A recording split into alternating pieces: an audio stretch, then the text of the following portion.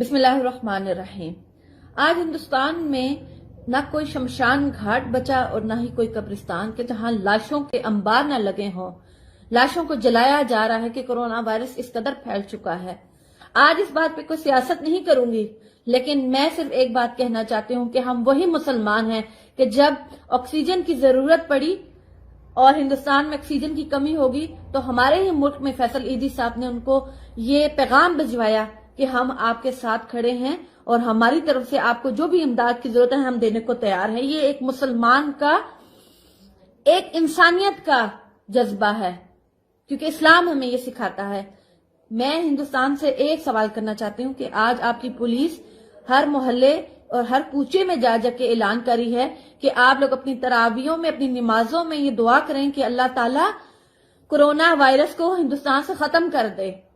لیکن ایک سوال، کیا آپ لوگ یہ جس وجہ سے آپ لوگوں کے ملک میں یہ کرونا پھیلا ہے، یہ کرونا میں صرف ہندوستان کی بات نہیں کری، پوری دنیا میں پھیلا ہے، لیکن ہندوستانیوں سے میرا سوال ہے کہ کیا لاک ڈاؤن جو آپ نے پچھلے 2 سالوں سے مقبوضہ کشمیر کے کشمیریوں کے اوپر لگایا ہوا ہے، کیا وہ انسان نہیں تھے؟ کیا ان ماؤں بہنوں بیٹیوں کی آہیں پکار سسکیاں اللہ نے نہیں سنی؟ آج شمشان گھاٹ میں جب آپ لوگ اپنے پیاروں کو جلا رہے ہوں گے، دفنا رہے ہوں گے، تب آپ کو خیال نہیں آیا ہوگا کہ مقبوضہ کشمیر کے کشمیری اپنے بچوں کی ڈیڈ باڈیز کے لیے بھی پیٹتے تھے، رویا کرتے تھے کہ ہمارے بچوں کی لاشیں ہمیں ہندوستانی فوج دے دے واپس۔ لیکن آپ لوگوں نے ان پہ کبھی احساس نہیں کیا، ان پہ کبھی یہ نہیں سوچا کہ وہ بھی انسان ہے۔ مذہب تو ایک دوسری سائڈ پہ ہے لیکن وہ بھی انسان ہے، لیکن نہیں آپ نے سوچا۔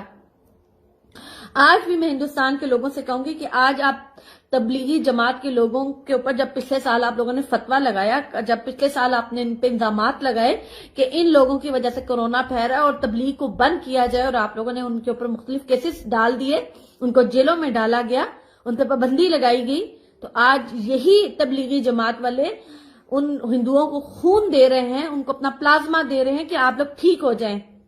آج میرا ہندوستان کے رہنے والے ہر ہندو سے سوال ہے کہ آپ لوگ ہم سے دعاؤں کی امید رکھتے ہیں، ہم ضرور کریں گے، کیونکہ ہمارا مذہب ہمیں اس بات کی اجازت دیتا ہے کہ کسی بھی انسان کے اوپر ظلم ہو رہا ہو، کسی بھی انسان کے اوپر مشکل آئے تو اس کے لیے دعا کرنا آپ پہ فرض ہے۔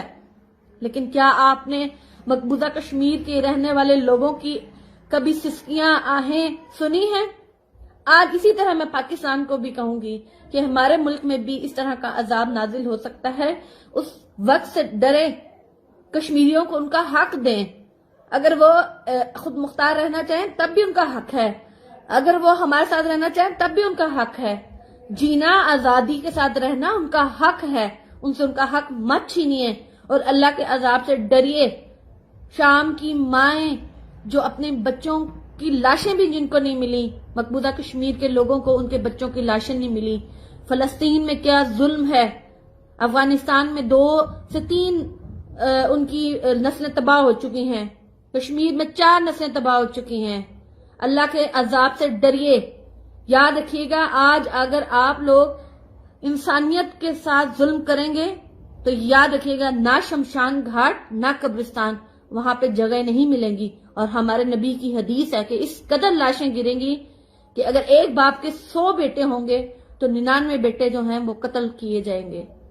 اللہ کے عذاب سے ڈریں، کشمیریوں کی آہیں اور بددعائیں اور سسکیوں سے ڈریں۔ ہندوستان کے لوگوں سے میں کہنا چاہتی ہوں، آج آپ اپنے پیاروں کو کھو رہے ہیں تو سوچیں کہ کشمیر کے لوگ پچھلے 73 سال سے لاشیں دے رہے ہیں، اپنی بیٹیوں کی عصمتیں دے رہے ہیں، کیونکہ وہ صرف آزادی مانگتے ہیں۔